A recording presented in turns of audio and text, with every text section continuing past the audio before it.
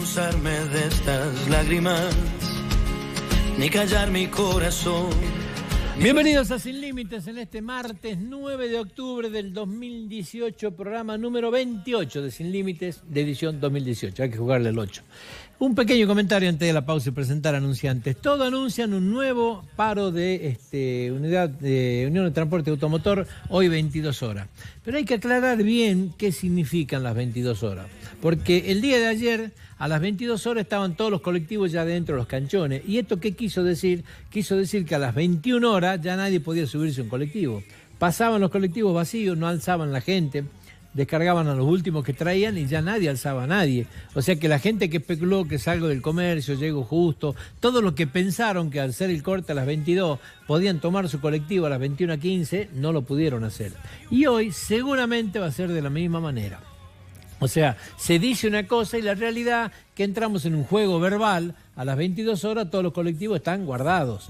Y para que eso pase, usted a las 21 horas ya no puede subir. Hay que aclararlo porque se vio mucha gente perjudicada lamentablemente en el día de ayer con esta medida de fuerza. Hacemos la pausa, presentamos anunciante. Cuando volvamos, estamos con el comentario de la semana. Avergonzarme de estas lágrimas, ni callar mi corazón, ni rendirme en el perdón, porque es sincero lo que soy. Muy bien, amigos, volvemos al aire con el comentario de la semana. Una semana, a ver, recargada, pero me parece que el tema de la semana es el gas, que al fin de la semana pasada se instaló fuertemente, pero el lunes y martes acaparó la atención de todo el mundo realmente, ¿no? Las intervenciones de Javier Iguacel, del secretario de Energía, la bronca de la gente. En octubre estaba anunciado a partir del 1 de octubre, los primeros días de octubre, un aumento en la tarifa de gas que nos decían que era del 30 al 35%. Este es el monto que se habló. Cuesta mucho entender, ¿no es cierto?, cómo son los incrementos de tarifa. Hay distintos tipos de usuarios, digamos, de acuerdo a los consumos, categorizaciones que son distintas. Entonces por ahí se presta mucho a la confusión. Pero en líneas generales nos habían hablado que íbamos a tener un incremento del 30 al 35%. Hay que recordar que los incrementos del gas no son como el del salario, porque usted dice, no, vamos a pagar un incremento del 5, el 5 y el 5 en 3 etapas, pero ese 5 es referido a la primera base, no es acumulativo. En el gas ya estamos hablando de algo acumulativo. Primer tema que es necesario tener en cuenta. Cuando usted dice, le vamos a subir un 35, el 35 que se suma al más del 45 que ya le han subido en marzo. O sea, esto hay que tener en cuenta. ¿Sí? La base cambia totalmente y no estamos hablando de porcentajes menores y de datos menores. La realidad es que después, cuando se empezaron a conocer algunos informes que hacían especialistas que empezaban a recalcular y a tirar cifras, nos enteramos que en Jujuy este aumento va a ser holgadamente superior al 50%. Es más, los informes dicen que en el 70% de los casos el incremento va a ser superior al 50%.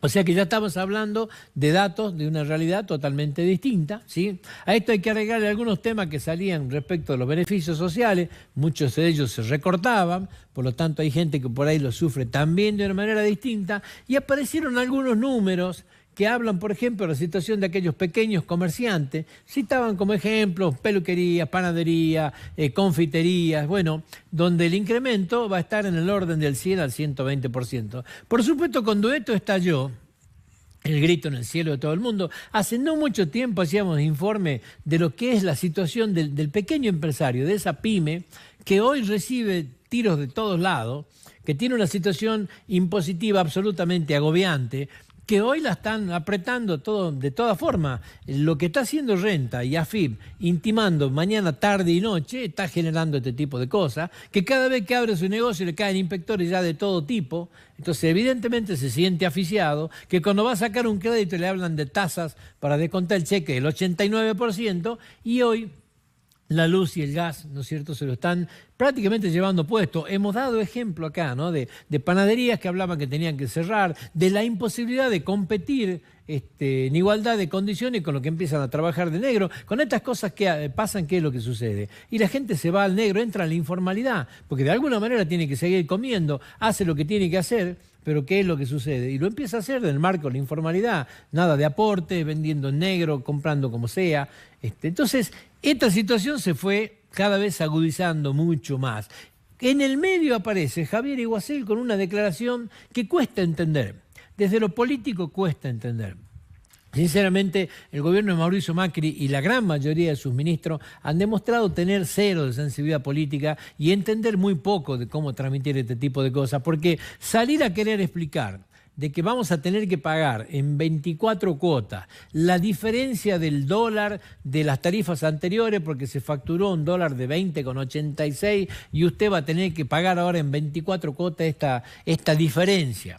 Y querer explicarlo y enojarse cuando salen a cuestionarle o la legalidad o la oportunidad política o la situación que se vive diciendo lo que se oponen son kirchneristas, realmente es muy difícil de interpretar.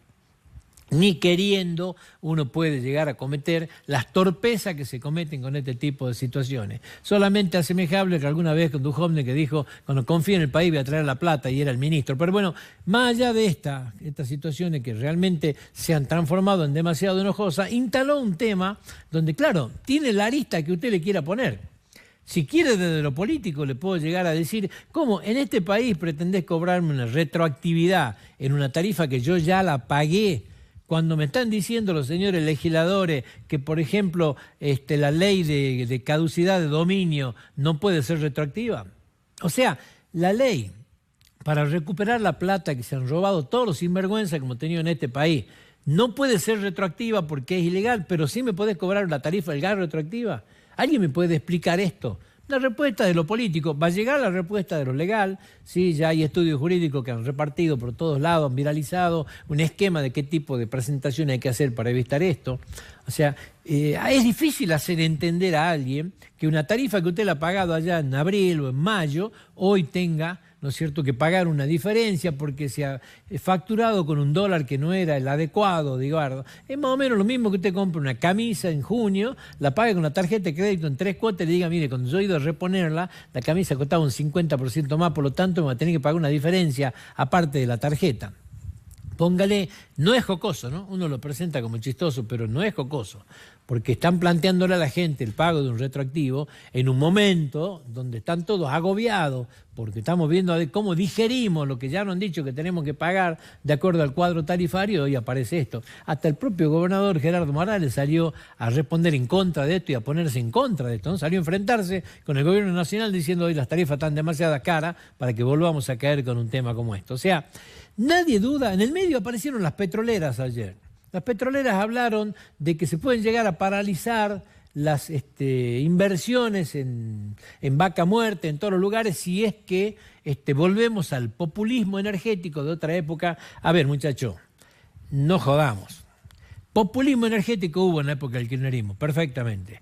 La misma petrolera y los mismos empresarios son los que, pagando coima, han comprado el silencio de los funcionarios y han permitido que llegue hasta acá. Por eso están en los cuadernos y por eso están todos siendo investigados. Ahora no nos laburemos de víctima y le digamos a la gente, no vamos a poder invertir, vamos a que... Acá no hay populismo energético. Hoy las tarifas que pagamos no son de populismo. Que hayamos tenido un momento desastroso, porque es cierto, el kirchnerismo lo que hizo con el tema tarifario es nefasto. Ha dejado un país dinamitado, esto está claro. No valía nada, la luz no valía nada, el agua no valía nada. Claro, cualquier persona climatizaba pileta, hacía lo que quería, porque es verdad, no nos costaba. Y hoy nos va a costar mucho salir de esto. Pero en este marco hay un tema que es hasta dónde podemos llegar. ¿Cuál es lo factible? No nos olvidamos que hoy tenemos un país que está en recesión, que la gente está perdiendo su trabajo, que el aumento salarial ni cerca está acompañando la situación inflacionaria. Hoy hay un país que está en una crisis, que la acepta todo el mundo. Entonces, ¿a qué ritmo podemos volver a las tarifas que corresponden de acuerdo a los costos que tenemos? Entonces, tampoco nos hagamos, señores empresarios y petroleras, no nos hagamos la víctima de esto, porque muchos de ustedes tienen que estar por Comodoro Pi ahora y otros tienen que estar presos.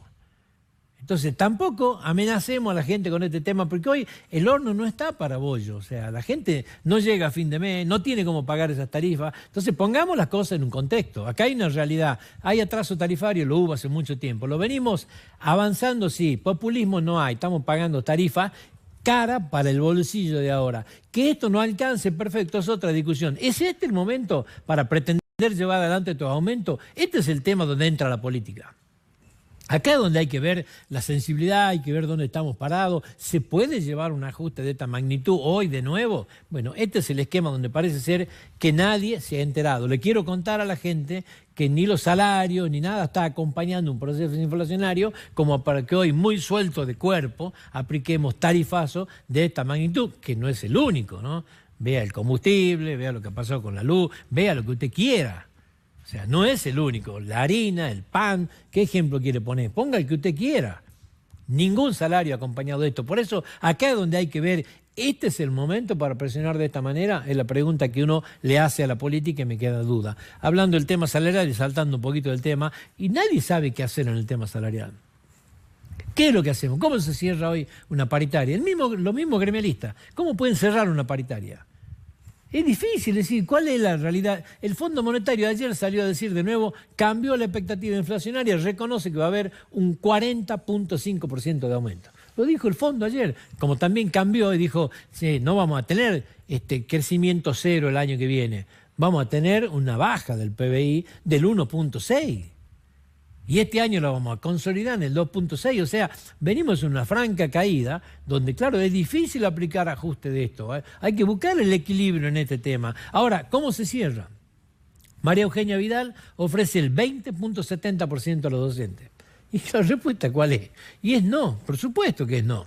Ahora, la contrapartida de Baradel también es entre el 42 y el 45. Muchachos, ni una cosa ni la otra, pero bueno, evidentemente llegamos a donde llegamos. Estamos en octubre, la paritaria docente no está cerrada, llevamos 26 días de paro y pinta que la semana que viene vamos a seguir, y nadie apuesta un centavo que va a haber un acuerdo paritario. ¿Quiere apostar algo? La provincia de Buenos Aires, el año que viene a María Eugenia Vidal le van a hacer empezar el año de clase sin haber cerrado esta paritaria. ¿Quiere apostar algo? Lo apostamos ya. Y esto es así, porque también está jugando un poco la política acá. ¿Cómo puede? Camionero aparece ayer de vuelta. Lo que ya tiene firmado, arreglado, hay que volverlo para atrás, quiere el 42% de aumento. Claro, los sectores, hoy ¿qué le está diciendo la UTA? Lo que firmamos no lo estamos pudiendo cumplir. Por eso no están pagando. ¿Y cuánto habían firmado? 25,5. No lo están pudiendo cumplir. Por eso el tema es el paro de esta noche. Bueno, esta es la situación. Jujuy tiene otorgado un 15, tiene que volver a sentarse ahora. ¿Y qué va a poner el gobierno? O sea, ¿cómo se designa esto? A ver, ubiquémonos en algo para que entendamos el tema. Usted tiene una inflación que dicen que va a ser el 40.5. La lógica gremial, ¿cuál es? Y quiero por lo menos el 40.5, quiero cubrir la inflación. Lógica gremial pura, digamos. Hasta acá usted dirá, bueno, pero esto es absolutamente razonable. ¿Cuál es la lógica de la patronal? El que está de este lado. La lógica de la patronal dice, la recaudación mía no está subiendo al 40,5, está subiendo apenas al 31. Yo como mucho puedo tratar de llegar a un techo del 27 en esta paritaria. Más de eso no puedo de ninguna forma. Y es una lógica también. O sea, está bien, está fantástico, todos queremos acompañar la inflación. Pero hoy el país está viviendo algo que se llama estanflación. ¿Sabe qué es eso? Es inflación con recesión, con una economía que viene para abajo. El peor de los cócteles que pueden llegar a existir. Sube de precio con caída, ¿no es cierto?, de actividad económica. Y es el peor de los escenarios, digamos, pero este es el escenario que tenemos. Entonces, hoy hay una pugna salarial que nadie sabe cómo resolverla, porque todos parecen tener razón. Usted le puede negar la razón al empleado que dice, y quiero por lo menos el 40 para no ganar menos. Y es lógico que tiene razón. Ahora usted le puede negar la razón a la patronal que dice, pero pará, mi recaudación está subiendo al 30% anual. Yo no puedo pagar eso. La realidad es que estoy en caída. Todos tienen razón, nadie tiene razón. En el marco de esto, claro, se mezcla todo. Se mezcla tarifas, se mezcla el gas. Es difícil. Es difícil. El gobierno no va a poder, bajo ningún punto de vista, ninguno de los gobiernos, superar una propuesta salarial superior al 25%. Y usted me dirá, pero bueno, pero estamos perdiendo. Si la inflación es 40%, estamos perdiendo. Estamos en un país que hoy está con inflación totalmente desquiciada, que no la puede controlar, y en un momento de una baja absolutamente de la actividad económica que está prevista para el año que viene 1.6 del Producto Bruto Interno. Cambiemos de tema. Un pequeño comentario quiero hacer del orden internacional. Alfredo Bolsonaro, en la puerta de ser presidente del Brasil, Tiene impacto en Argentina, por supuesto, un categórico triunfo, realmente. Hoy, a la luz de, si bien es cierto, tiene que ir a segunda vuelta, pero a la luz de lo que hoy ya se ve, está absolutamente claro que es muy difícil que esto se revierta. Ciudades como San Pablo, que son grandes centros urbanos, ya le han dicho no a los acuerdos de Haddad, no hay ningún tipo de acuerdo, van a dejar librada a su gente, otros cerraron con Bolsonaro. La realidad es que todo parece ser que estamos viendo un escenario de una caída estrepitosa del PT, de una caída importante del populismo en la zona esta, porque es una caída importante, que va a tener repercusiones en la Argentina, porque tiene un fuerte impacto. Cristina Fernández de Kirchner esperaba un triunfo de Haddad para, de alguna manera, tomar esta ola como una ola positiva y tomarlo como ejemplo. Ya lo había hecho en la persecución judicial aparente que ella denuncia, digamos, con lo que era Lula. Ya había hecho algún tipo de paralelismo de esto. La realidad es que no era ni cerca. Pero Lula tenía en las encuestas había una voluntad popular muy grande, en algún momento superior al 50%, y todo parecía que si era el que iba a la elección, ganaba con tranquilidad, en un escenario distinto, reitero, ¿no? Pero hoy, ¿qué es lo que pasó? Hoy pasó que la sensación que da es que triunfó la antipolítica. O sea, porque si usted se pone a ver, Alfredo Bolsonaro de política, nada. Nada, dijo cosas aberrantes, una persona misógino, atacaba a las mujeres, sin embargo, mujeres lo siguen. Atacaba racista, absolutamente. Dijo, mi hijo jamás embarazaría una negra. Porque, o sea, dijo cualquier cosa, realmente cualquier cosa. Habló de la delincuencia y ¿qué dijo? 6 horas para rendirse, helicóptero, ametrallamos el barrio. Cosas, la antipolítica. Pero ¿qué es lo que pasa? En un país que está harto de la corrupción del PT, he visto una entrevista, Alfredo, una entrevista hecha por Sagré, el periodista brasilero. De repente, Sagré en Mitre estaba hablando y explicaba un poco esta situación de una entrevista, un matrimonio gay, y donde de repente decía, pero si un matrimonio gay, ¿cómo puede militar por Bolsonaro, que está absolutamente en contra de la ley, de la lesbiana y habla peste? Porque es más fácil hacerle entender a Bolsonaro de nuestra realidad que al PT que deje de ser corrupto. Bueno, esta es la realidad que vive gran parte del pueblo de Brasil. Entonces, cuando suceden este tipo de cosas y hay un Estado que no da respuesta, aparece la antipolítica. Viven una violencia extrema, San Pablo no se puede andar, Río de Janeiro está gobernado por los narcos, el ejército entra a la favela allá y viven casi una guerra permanente. Y bueno, aparece este discurso aberrante por donde lo mire, para agarrarse la cabeza, pero termina ganando por más de 18 millones de votos, porque de repente tuvo la idea de decir lo que la gente quiere escuchar, harta de este tipo de cosas. Entonces, cuidado con este tipo de cosas también, cuando aparece la antipolítica. Y esto empieza a aparecer en muchos lugares. Cuando nosotros vemos en la Argentina que la impunidad se aseñorea de la manera que está haciendo, cuando nos da la sensación que no se hace nada y vemos todos los días que nos robaron por todos lados, va a quedar un grupo de un 22% con ese discurso uniforme. Son los talibanes de la política en el kirchnerismo que van a seguir negando la corrupción que vemos. Pero el resto de la gente se da cuenta de lo que pasó, de la forma en que nos robaron, y si vemos que hay un pasaje a la impunidad de esta manera y que nada va a pasar, como sucedió con Menem, prescribiendo la causa 23 años después, cuidado con la antipolítica, porque el hartazgo de la gente llega. ¿Tendrá efecto sobre la Argentina o el Bolsonaro? No se sabe. Realmente no se sabe. No dijo una palabra de la Argentina. Es una persona, en algunos aspectos, dicen mucho parecido a Trump, con ese nacionalismo, si le podemos llamar de alguna manera. Primero Brasil. ¿Qué quiere decir primero Brasil? Vamos a tener muchos problemas en la parte económica, pero tampoco nadie se tira al río. Si hay algo que lo sostiene a Trump, ¿qué es? El crecimiento económico de Estados Unidos. ¿Cómo puede repercutir esto? No hay ninguna duda que es complejo. Los mercados reaccionaron favorablemente, crecieron las cotizaciones de las empresas, hay un boom de esto, bajó absolutamente el real respecto del dólar, se vuelve a posicionar menos de 4 reales por dólar.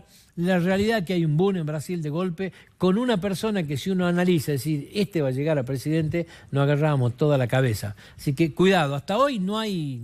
¿Qué efecto va a tener en la Argentina? La verdad no le puedo decir. Hasta hoy no hay un candidato en la Argentina que pueda usufructuar de alguna manera un efecto parecido, ¿sí?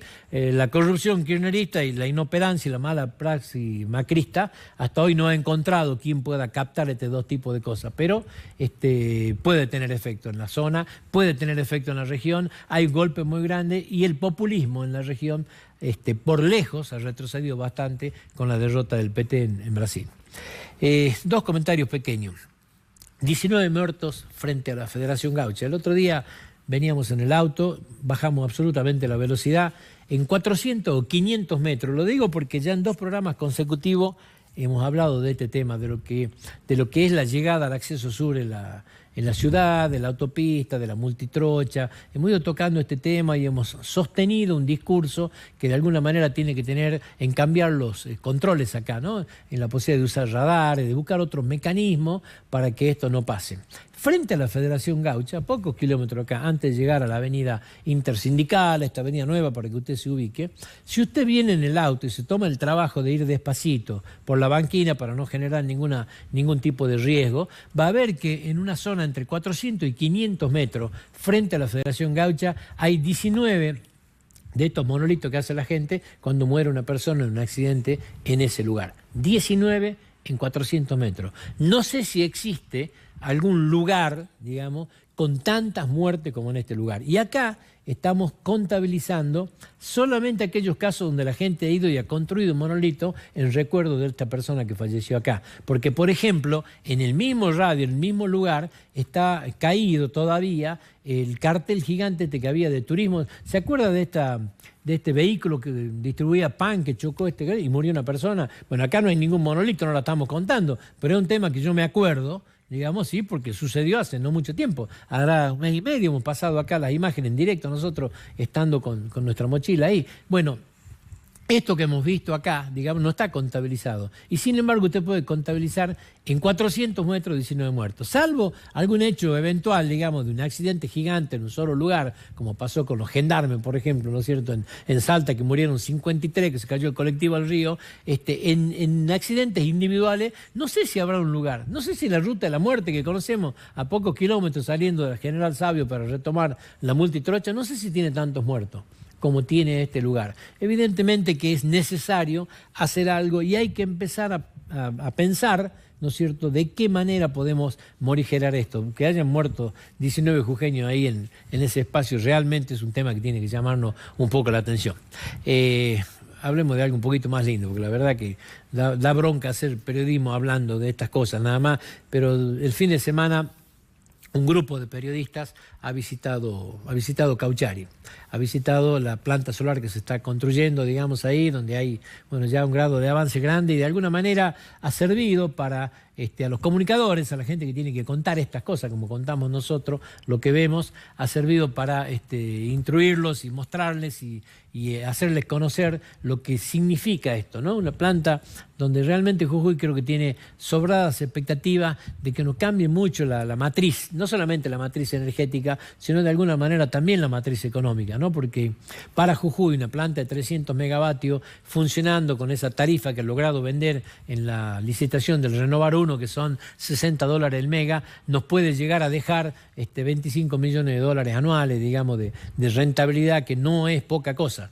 Hablar de 1.000 millones de pesos es hablar de acercarnos mucho, digamos, ¿no es cierto?, en una instancia a empezar a cubrir nuestro propio déficit, digamos, pero uno no piensa en eso, uno piensa que esta plata puede generar un fondo revolvente donde de repente puesta en un fondo fiduciario sea un mecanismo de desarrollo para la actividad productiva, y acá creo que se nos ilumina una sonrisa distinta. Jujuy tiene que salir de ese esquema de la fuerte dependencia que tiene del gobierno, del empleo estatal, y la forma de salir es proyectando la actividad privada. ¿Cómo la podemos proyectar con los pocos fondos que tenemos? Bueno, esta planta puede llegar a ser, ¿no es cierto?, la generadora de un mecanismo de financiación futuro para un crecimiento. Dios quiera que esto que estamos explicando acá pueda ser cierto. La realidad no lo podemos demostrar. Sí me acuerdo que muchos agoreros hablaban de que esa planta nunca se iba a hacer. Bueno, hoy un grupo grande de periodistas ha podido en el lugar ver que es una realidad, que se está haciendo y que si Dios quiere, en marzo o en abril, esa planta va a estar subiendo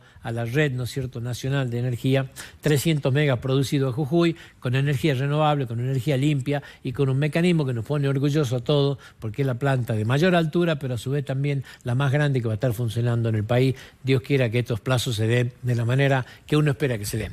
Queríamos queríamos dar por lo menos una buena noticia al final de un comentario que ha sido duro, pero que pinta una realidad de un país que está siendo muy difícil de vivirlo y que realmente vemos que la gente la está pasando mal. Nosotros receptamos este tipo de cosas, nos afectan como nos afectan a todos y de alguna manera tratamos, en nuestro criterio, podemos estar equivocados, de transmitir lo que la gente siente. Vamos a la pausa.